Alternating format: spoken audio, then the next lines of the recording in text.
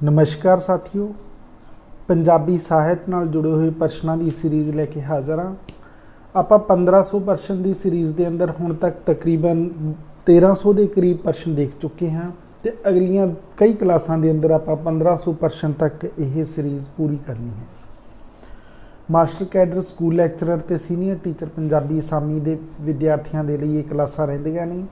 ਜਿਹੜੇ मेरे साथी इस चैनल पर पहली बार आए ने चैनल ਨੂੰ सबसक्राइब तो वीडियो ਨੂੰ शेयर जरूर कर देना। तो ਜਿਹੜੀਆਂ पिछलियां क्लासां ने वो आपको प्लेलिस्ट के अंदर मिलने वालियां ने। इस तो अलावा भी पंजाबी साहित्य नाल जुड़े हुए होर बहुत सारे टॉपिक चैनल की प्लेलिस्ट के अंदर मिल जाएंगे, जिथे जाके तुसीं प्रैक्टिस कर सकते हो। तो आओ साथियों देखते हैं अज दे ये प्रश्न। 593 नंबर प्रश्न आ जाता है अपने को, जिस के अंदर 3 कथन दिते गए ने, कथन ए, कथन बी ते कथन सी। आप इन्हों पढ़ के दसना है कि इन्हों चों किहड़े कथन सही ने, किहड़े गलत ने, या फिर किहड़े आंशिक तौर पर ठीक ने या फिर आंशिक तौर पर गलत ने। तो इस टाइप के क्वेश्चनों करने का तरीका ये होंदा है कि जिस कथन के बारे तुहानूं वधेरे यकीनी पता है उसनूं उस वेले ही सही या गलत का डिसीजन दे के फिर उस हिसाब नाल अगे वधना। जिवें कि आप देखते हैं, ਸਾਹਿਤ रचना के अध्ययन लई ਸਾਹਿਤਕ पाठ का महत्व है। यानी ਸਾਹਿਤ रचना के अध्ययन लई ਸਾਹਿਤਕ पाठ का महत्व है, प्रसंग का कोई महत्व नहीं। देखो ये गल है जिहड़ी ये बिल्कुल ठीक है। तो इनू आपां हुणे ही कर लैनी है भी ये अपने तरफ तो कथन है जिहड़ा ये ठीक कथन है।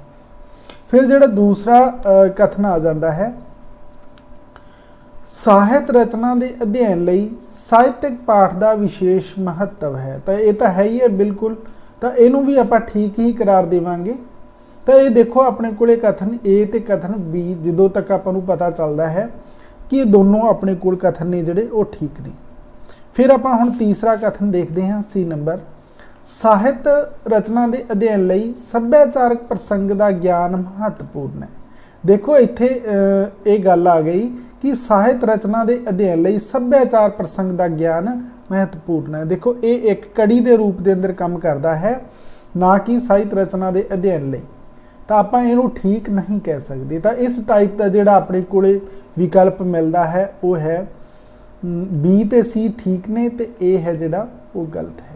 तो इस हिसाब नाल कथन ए ते कथन बी दोनों ठीक हो जाएंगे, सी है जोड़ा वो गलत हो जाएगा। इन ऐसे टाइप नाल आजकल क्वेश्चन बना के पूछे जाने की जिहड़ी पिरत है वो शुरू हो चुकी है। हुण अपने को नैक्सट क्वेश्चन आ जाता है। अगला जो प्रश्न है अपने को 594 नंबर प्रश्न आ जाता है, जो कि एक पैरे तो संबंधित है। सब तो पहले आप ये पैरा देखांगे तो उस तो बाद इस पैरे नाल जुड़े हुए प्रश्न ने जिहड़े उन्हां दे जवाब देने ने। 2 प्रश्न होणगे इस पैरे तो संबंधित। अंग्रेज शासकों वालों मध्यकालीन जागीरदारी प्रबंध की थां पूंजीवादी प्रबंध की स्थापना की गई। उन्हां वालों मशीनीकरण, उद्योगीकरण ते शहरीकरण आदि वर्गे विकास कार्य जरूर शुरू होए, पर उन्हां दी मुख रुचि मुनाफाखोरी दी ही रही। इसे लई उन्हां ने मंडीकरण की रुचि राही आर्थिक लुट खसुट का पूरा बस्तीवादी राजसी सिस्टम जारी रखा। उन्हां ने भावें नवे कानून बनाए ते विद्यक ढांचा बदलिया, पर सारियां विच अपना स्वार्थ ही मुख रखा। बस्तीवादी ढंगां का एक खतरनाक पहलू इतिहास, धर्म ते सभ्याचार दीयां लिखतां नूं विरूपित करना, गलत अंकड़े मुहैया करना ਅਤੇ किरदार की गलत शनाख्त राही बिंब विरूपण लई ढुके खूफिया कदम ने, जिन्हां दीयां कई परतां अजे तक इतिहासक रिकार्डां ते दस्तावेज विच लुकियां पईयां ने। तो यह है एक पैरा जो कि उस वेले दे रियासतकालीन जिहड़े वर्ग सीगा तो उस वेले दे समाजिक परिवेश की जिहड़ी ये परिकल्पना सीगी ਉਸ ਨੂੰ ਯਥਾਰਥ ਰੂਪ ਦੇ ਅੰਦਰ ਪੇਸ਼ ਕਰਨ ਦੀ ਇੱਕ ਇਸ ਪੈਰੇ ਦੇ ਰਾਹੀਂ ਗੱਲ ਕੀਤੀ ਗਈ ਹੈ। ਆਪਾਂ ਇਸੇ ਨਾਲ ਢੁਕਵੇਂ ਜਿਹੜੇ ਜਵਾਬ ਨੇ ਉਹ ਦੇਣੇ ਨੇ। ਆਪਣੇ ਕੋਲ ਪ੍ਰਸ਼ਨ ਆ ਜਾਂਦਾ ਹੈ, ਇਸ ਪੈਰੇ ਦਾ ਕੇਂਦਰੀ ਸਾਰ ਤੱਤ ਕੀ ਹੈ। ਆਪਾਂ ਇਸ ਦਾ ਸਾਰ ਤੱਤ ਪੇਸ਼ ਕਰਨਾ ਹੈ। ਦੇਖੋ ਵਿਕਲਪ ਨੇ ਆਪਣੇ ਕੋਲ ਉਦਯੋਗਿਕ ਕ੍ਰਾਂਤੀ ਦਾ ਆਗਾਜ਼ ਤੇ ਸ਼ਹਿਰੀਕਰਨ, ਲੋਕ ਹਿਤਕਾਰੀ ਕੰਮਾਂ ਵਿੱਚ ਰੁਚੀ ਤੇ ਸਹੂਲਤਾਂ, ਬਸਤੀਵਾਦੀ ਪ੍ਰਬੰਧ ਦੀ ਸਥਾਪਨਾ ਤੇ ਸਰੋਕਾਰ, ਜਾਂ ਫਿਰ ਤੱਥਾਂ ਦੀ ਗਲਤ ਪੇਸ਼ਕਾਰੀ ਅਤੇ ਵਿਰੂਪਣ। ਪੈਰੇ ਦਾ ਕੇਂਦਰੀ ਸਾਰ ਪੁੱਛਿਆ ਗਿਆ ਤੇ ਕੇਂਦਰੀ ਸਾਰ ਦੀ ਜਦੋਂ ਗੱਲ ਕਰੀਏ ਤਾਂ ਉਦਯੋਗਿਕ ਕ੍ਰਾਂਤੀ ਦਾ ਆਗਾਜ਼ ਤੇ ਸ਼ਹਿਰੀਕਰਨ ਦੀ ਗੱਲ ਜ਼ਰੂਰ ਹੋਈ ਹੈ। ਇਸ ਦੇ ਅੰਦਰ ਹਿਤਕਾਰੀ ਕੰਮਾਂ ਤੇ ਰੁਚੀ ਸਹੂਲਤਾਂ ਦੀ ਗੱਲ ਜ਼ਰੂਰ ਹੋਈ ਹੈ, ਪਰ ਬਸਤੀਵਾਦ ਪ੍ਰਬੰਧ ਦੀ ਸਥਾਪਨਾ ਦੇ ਸਰੋਕਾਰ, ਦੇਖੋ ਦੇ ਸਰੋਕਾਰ ਇਹ ਜਿਹੜੀ ਗੱਲ ਹੈ ਪੂਰੇ ਪੈਰੇ ਦੇ ਅੰਦਰ ਵਿਦਮਾਨ ਰਹੀ ਹੈ। ਤੇ ਜਦੋਂ ਕਿ ਤੱਥਾਂ ਦੀ ਗਲਤ ਪੇਸ਼ਕਾਰੀ ਤੇ ਜਿਹੜਾ ਵਿਰੂਪਣ ਹੈ ਇਹ ਗੱਲ ਇਸ ਪੈਰੇ ਦੇ ਅੰਦਰ ਆਈ ਹੈ। ਦੇਖੋ ਇਹ ਤਿੰਨੇ ਗੱਲਾਂ ਇੱਕ ਪੈਰੇ ਦੇ ਅੰਦਰ ਆਈਆਂ ਨੇ, ਪਰ ਸਾਰੇ ਪੈਰੇ ਦੀ ਜਿਹੜੀ ਪੇਸ਼ਕਾਰੀ ਕਰਨ ਵਾਲਾ ਹੈ ਸਾਰ ਤੱਤ ਉਹ ਇਹ ਵਿਕਲਪ ਹੋ ਸਕਦਾ ਹੈ। ਫਿਰ ਆਪਣੇ ਕੋਲ ਨੈਕਸਟ ਕੁਐਸਚਨ ਆ ਜਾਂਦਾ ਹੈ 595 ਨੰਬਰ। ਉਪਰੋਕਤ ਪੈਰੇ ਵਿੱਚ ਲੇਖਕ ਦਾ ਮੁੱਖ ਬਲ ਕਿਸ ਉੱਤੇ ਹੈ। ਯਾਨੀ ਇਸ ਪੈਰੇ ਦੇ ਅੰਦਰ ਲੇਖਕ ਨੇ ਜਿਹੜੀ ਮੁੱਖ ਬਲ ਹੈ ਉਹ ਕਿਸ ਗੱਲ ਦੇ ਉੱਪਰ ਦਿੱਤਾ ਹੈ। ਵਿਦਿਅਕ ਢਾਂਚੇ ਦਾ ਪਰਿਵਰਤਨ ਤੇ ਵਿਕਾਸ, ਆਰਥਿਕ ਲੁੱਟ ਖਸੁੱਟ ਅਤੇ ਸੱਭਿਆਚਾਰਕ ਤੱਥਾਂ ਦਾ ਵਿਰੂਪਣ, ਸੰਚਾਰ ਵਿਵਸਥਾ ਤੇ ਆਵਾਜਾਈ ਦੀਆਂ ਸਹੂਲਤਾਂ, ਨਵਾਂ ਕਾਨੂੰਨ ਨਿਰਮਾਣ ਤੇ ਮੰਡੀਕਰਨ ਦੀ ਰੁਚੀ।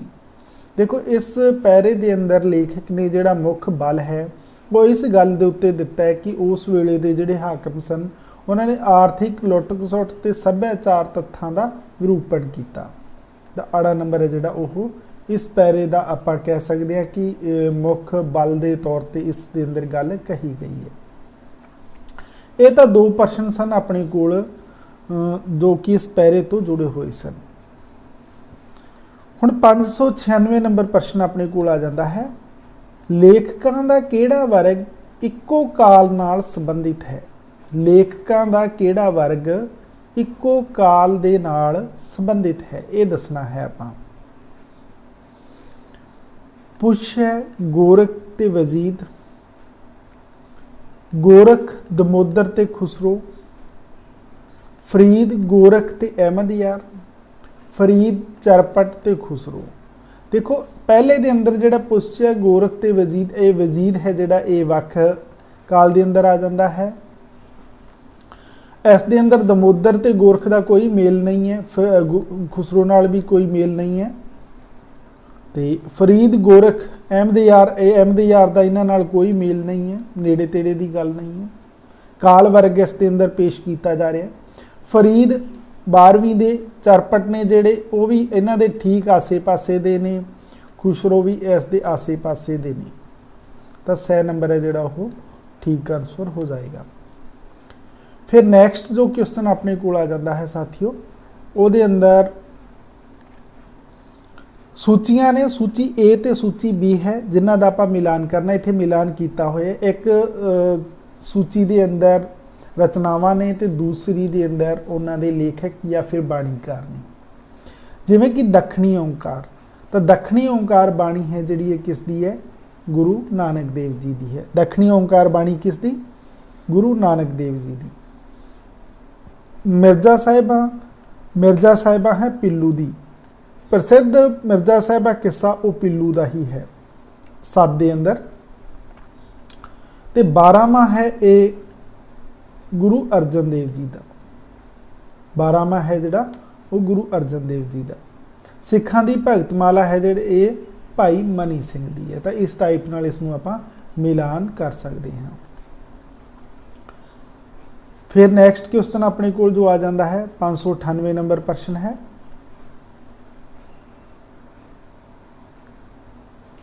ਨੰਬਰ ਜੋ ਪ੍ਰਸ਼ਨ ਆਪਣੇ ਕੋਲ ਆ ਜਾਂਦਾ ਹੈ, ਮੈਂ ਸਾਰੇ ਦਾ ਸਾਰਾ ਕਿਸ ਕਵੀ ਦਾ ਸਮੁੱਚਾ ਕਾਵੀ ਸੰਗ੍ਰਹਿ ਹੈ। ਯਾਨੀ ਉਹ ਇਹ ਜਿਹੜਾ ਕਾਵੀ ਸੰਗ੍ਰਹਿ ਹੈ ਜਿਸ ਦੇ ਅੰਦਰ ਜਿਸ ਦਾ ਨਾਮ ਹੈ ਮੈਂ ਸਾਰੇ ਦਾ ਸਾਰਾ, ਇਹ ਕਿਸ ਦਾ ਹੈ। ਹਰਭਜਨ ਹਲਵਾਰਵੀ ਦਾ, ਪ੍ਰੀਤਮ ਸਿੰਘ ਸਫੀਰ ਦਾ, ਹਰਭਜਨ ਸਿੰਘ ਦਾ ਜਾਂ ਫਿਰ ਦੇਵ ਦਾ। तो मैं सारे का सारा एक कावी संग्रह है जिहड़ा समुचा कावी संग्रह है ये हरभजन सिंह दा है। फिर अगला प्रश्न आ जाता है 599 नंबर, पच्छम दा माया जाल सफरनामा किसदा है। सफरनामा साहित्य के अंदरों दसना है आपां कि पच्छम दा माया जाल जो सफरनामा है एक किस लेखक का है। संतोख सिंह धीर, ज्ञानी गुरदित्त सिंह, हरचरण सिंह या फिर हरभजन हलवारवी। तो यह हरचरण सिंह का सफरनामा है पच्छम दा माया जाल।